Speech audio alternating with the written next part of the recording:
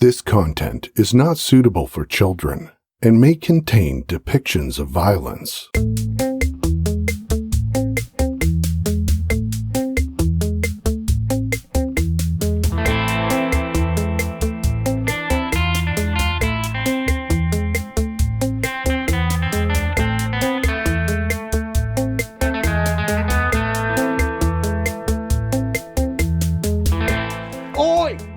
I'm your host, Gambo. Grab a beer and pull up a deck chair.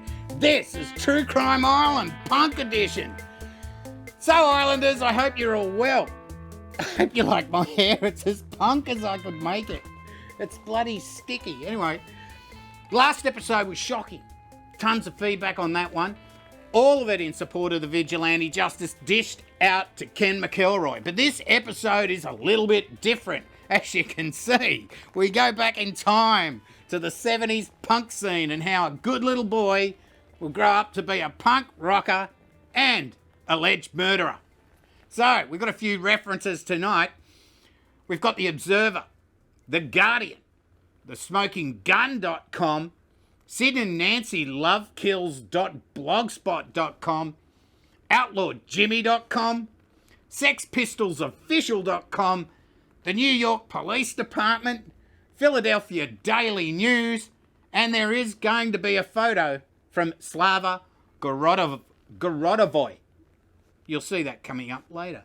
Okay, so I've wanted to bring this case to you for a while now, so I think it's just one of those cases that involves a bit of celebrity, some drugs, fast lifestyle, and the time period as well, the 70s, which for me is when I grew up. Even though you wouldn't think it. You know, when my car was built, and generally, I think it's often overshadowed by the 60s, the 70s, and it's definitely better than the 80s. Get your photos out, girls, of all, whatever you were wearing in the 80s with all your shoulder pads and shit. Anyway, the star of the show today is punk rocker Sid Vicious, and what a name. I remember as a kid hearing the name and finding out he belonged to a punk rock band called the Sex Pistols, along with lead singer Johnny Rotten. Now that was certainly enough to grab anyone's attention, and they would not only grab my attention, but also the attention of the police, fathers out there, and of course the censors. But before we dive into all that good stuff, let's find out who this Sid Vicious character was and where he came from. Also, I'm going to refer to Sid as Sid throughout the episode, just to avoid confusion. Now, born Simon John Ritchie on the 10th of May 1957 at Lewisham Hospital to John George Ritchie and his mother, Anne Beverly. Now, it's often said his name was John Simon Ritchie, but I'm going to go off his birth certificate, and it actually says Simon John.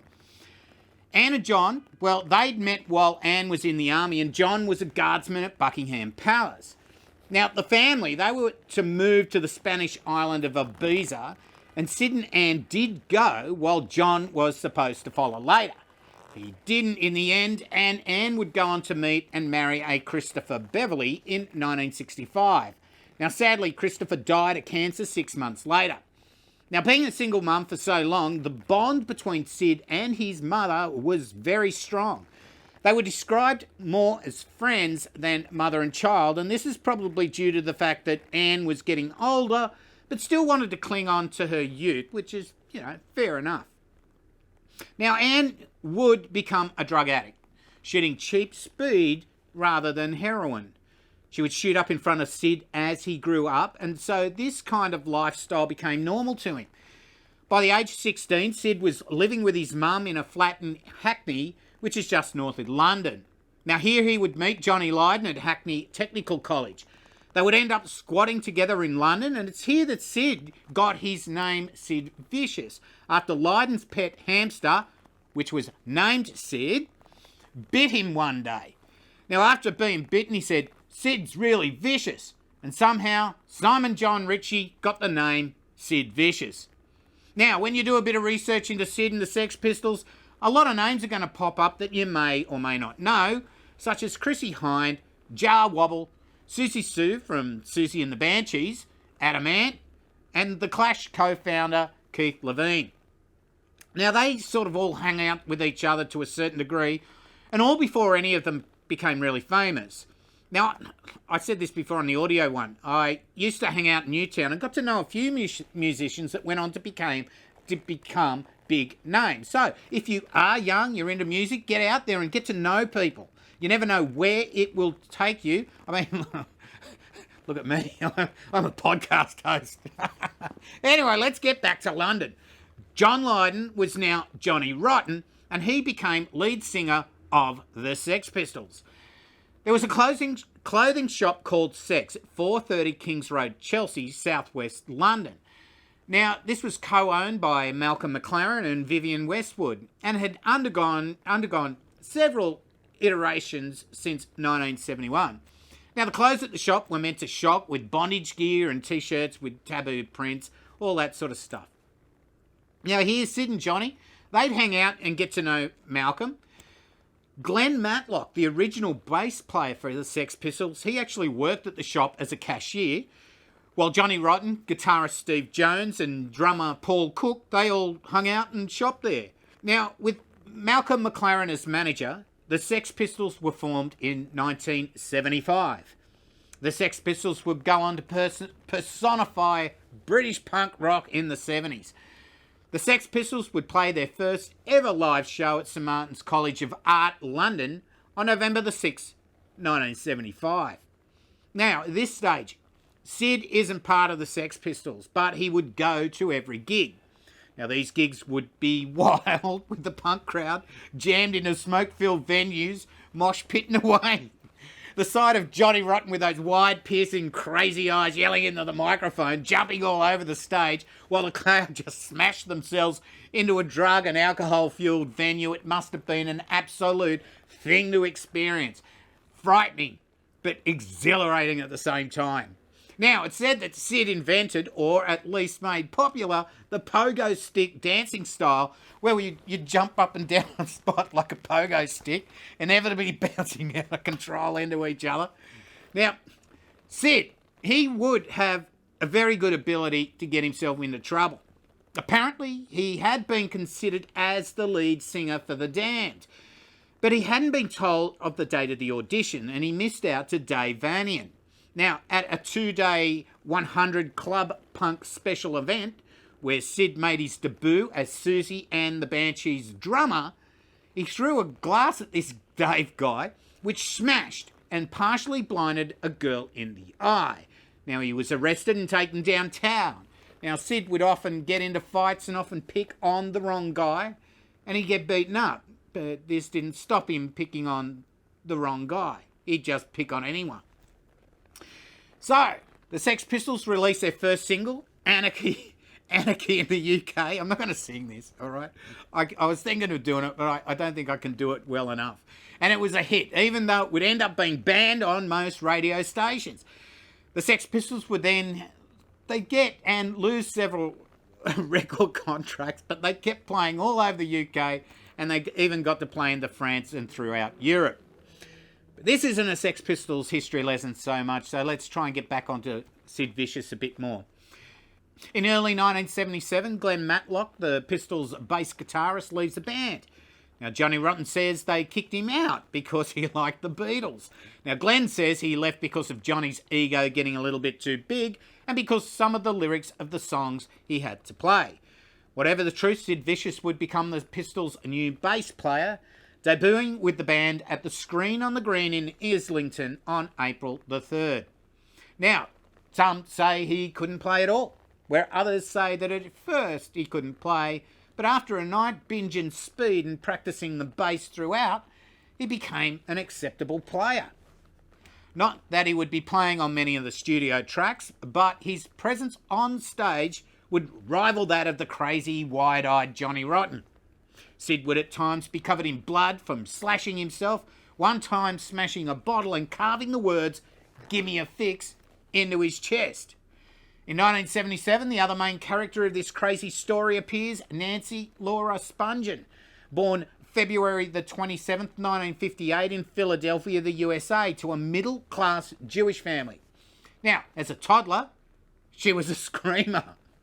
As a student, she was highly intelligent and was able to skip 3rd grade. She was violent towards her little sister, but protective of her little brother. She was attention-seeking and out of control, and by 14, she'd already tried to kill herself by slitting her wrists. She would get into uni, but a few months in was busted for weed and stolen property. By 17, she'd left home and went to New York, where she was a stripper and a sex worker. She had a plan, though, to go to London and find a musician to hook up with.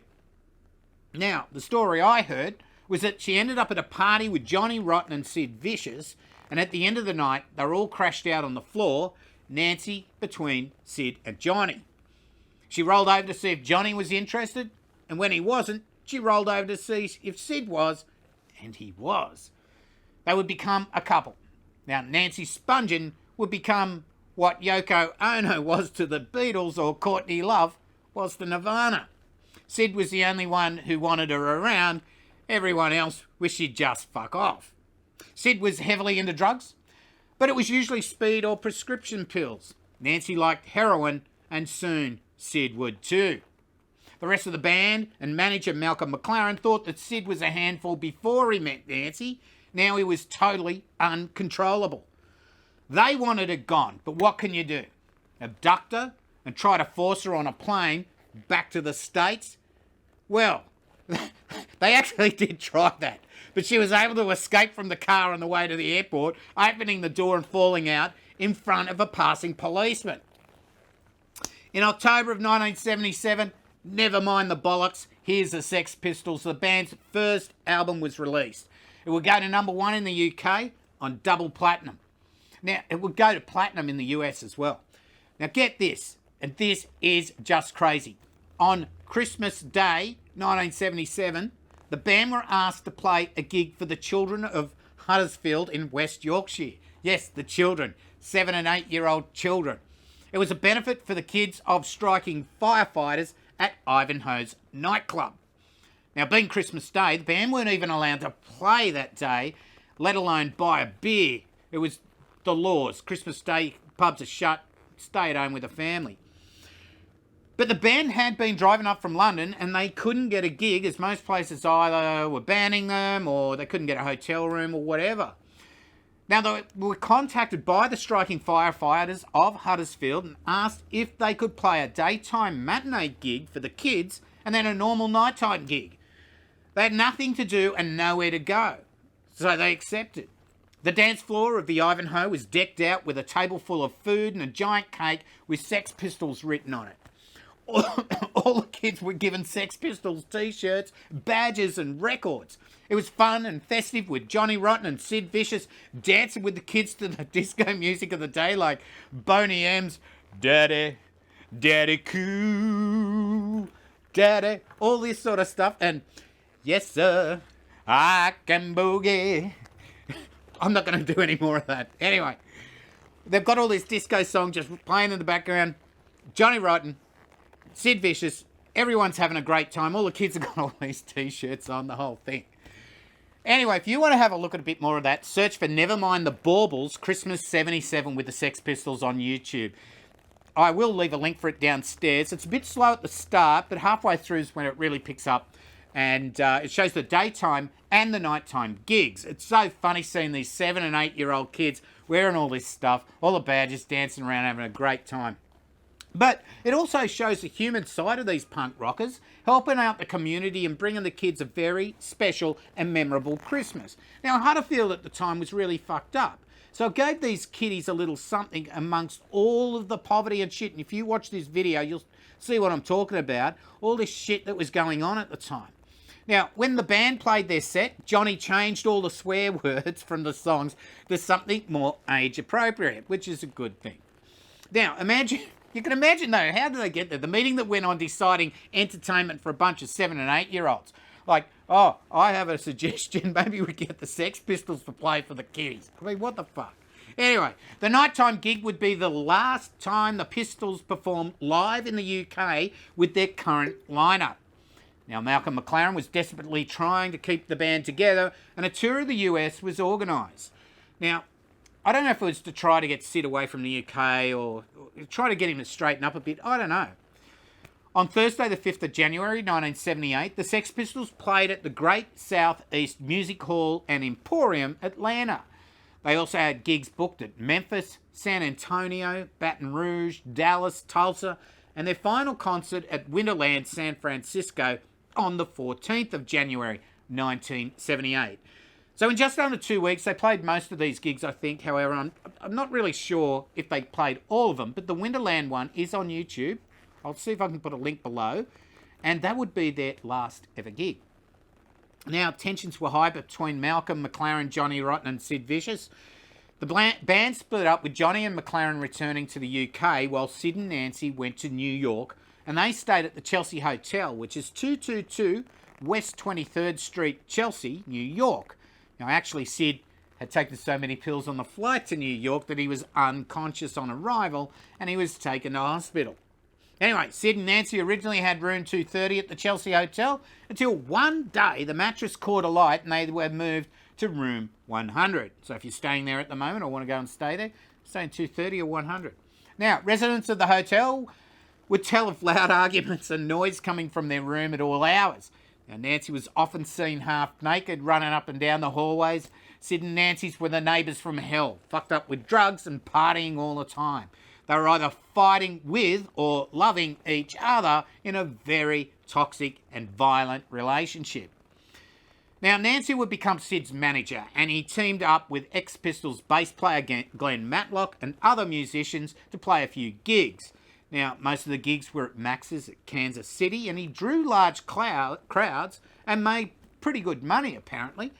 Now, the money flowing was plenty to keep the drugs and the partying going. But all this drug-fueled chaos would eventually spiral out of control. On the 12th of October 1978, 20-year-old Nancy Spungen would be found in a pool of blood wearing just a bra and panties on the floor of the bathroom of room 11. She had a knife in her stomach and she was dead. Now, Sid would tell police that he woke up and saw her lying dead in the bathroom, but he was so out of it that he couldn't remember what had happened. He had no idea if he'd stabbed her or not. There'd been quite a few people in and out of room 100 the night before. It was just a typical party night. So he wasn't sure if he'd done it or not. Now, it was his knife, which police described as a Jaguar Wilderness K11 with a 5-inch blade, would be found to have Sid and Nancy's fingerprints on it. Now, Sid was arrested for second-degree murder and Malcolm McLaren contacted to try to get Sid bail. Now, bail was raised and Sid was released the next day. Now, Sid was devastated. A few days later, he tried to kill himself by slitting his wrists, and when they hospitalised him, he tried to jump out the window screaming he wanted to be with Nancy. Now, over the next couple of months, Sid descended further into depression, taking whatever drugs he could to kill the pain of losing Nancy. Heroin, though, was his drug of choice. In a November 1978 interview, he said of Nancy's death that it was meant to happen and that Nancy always said she'd die before she was 21. On the 8th or 9th of December, Sid was arrested for assaulting Todd Smith, the brother of Patti Smith, a singer at the Hurrah nightclub in New York. He would be sent to Rikers Island prison to dry out for 55 days and undergo methadone treatment.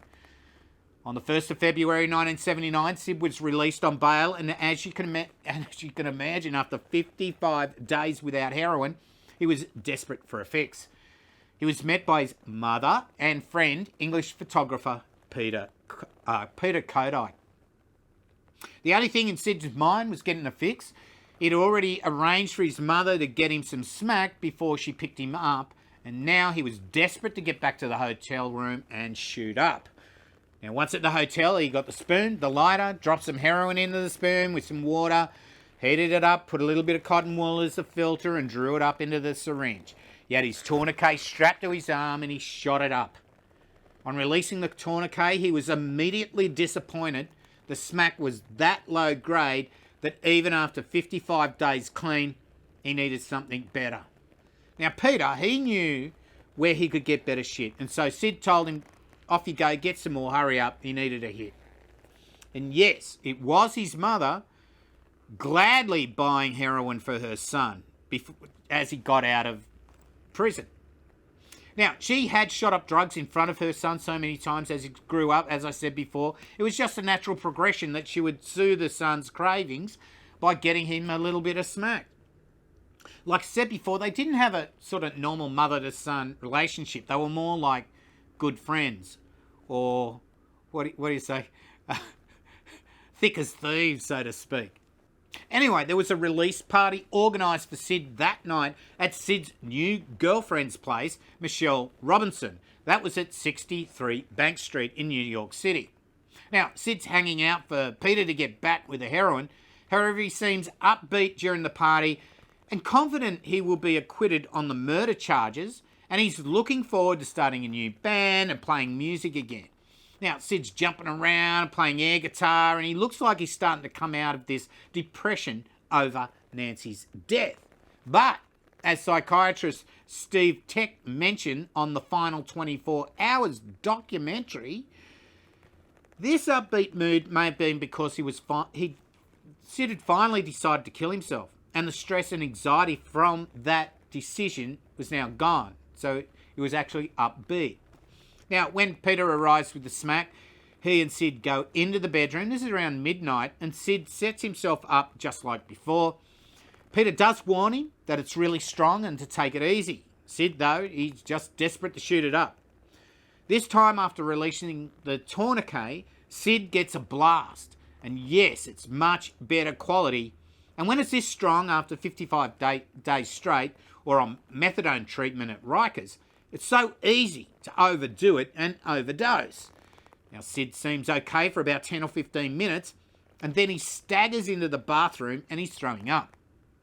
And his mum, she doesn't really take too much notice as she's seen him do this plenty of times before. Next, Sid stumbles into the bedroom and collapses. He's starting to turn blue. Now, Peter rushes in and tries to keep him awake, slapping his face and walking him around the room. Now, eventually, Sid does respond and he starts to come out of it. Now, Anne was then asked if they should take him to the hospital, but she refuses, saying that the media is going to make a big deal out of this and he'll end up back in Rikers Island. Now, Sid does recover, but most of the people at the party decide, well, the party's over, it's not a heroin party, and they all go home. He then pesters Peter for more. Now, he knows Peter's got some more, so Peter just gives him a little tiny bit more, as if that's the end. And this is weird because he's just seen Sid almost OD and die. But I guess he just had to give him something. So he gave him a small amount. He then gives the rest of the heroin to Sid's mum, Anne. Now, later, Sid's in bed with new girlfriend Michelle Robinson, and he asks her if she will shoot him up once more, as he's basically got the shakes. He can't do it himself.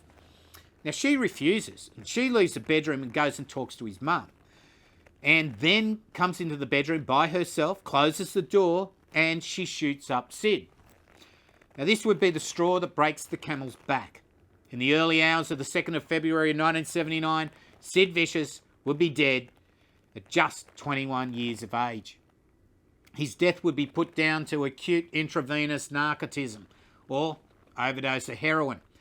And in later years, Anne would admit that she overdosed him on purpose. Now, she says because she knew her son couldn't face life in prison and he wanted to be with Nancy. She claims to have found a note in his jacket pocket which read, "We had a death pact and I have to keep my half of the bargain. Please bury me next to my baby. Bury me in my leather jacket, jeans and motorcycle boots. Goodbye." Now, you've probably seen the photo of it already. Pretty pathetic. Certainly not Mum of the Year. With the death of Sid, the case was also closed on the murder of Nancy Spungen. Now, Sid wanted to be buried with his leather jacket on next to Nancy, but her parents refused. Sid would be cremated at the Garden State Crematorium, Bergen, New Jersey, on the 7th of February, and against Nancy's parents' wishes, Anne scattered Sid's ashes on her grave. So, Islanders, what a live fast, die young story that was. Sid and Nancy were so young when they died. Sid, even though he lived a chaotic life, he achieved quite a bit. Travelling the world, playing in a punk rock band that had #1 hits. The only job I could see that he ever had. Nancy, well, she wasn't stupid. She was able to get herself from the US to England and snatch herself a Sex Pistol. She was quite intelligent too. Both Sid and Nancy, I think in another parallel universe, may have really gone far.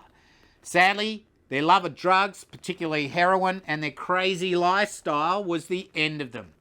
Now, Anne Beverly, Sid's mum, well, she was a junkie herself, and I know some are going to email me saying, don't use that term, but no sugarcoating what she was. She used drugs openly in front of Sid from when he was young, all the time, and she even bought him drugs. Ultimately, it would be her that would administer his final fix, knowingly causing an overdose and death for her only child.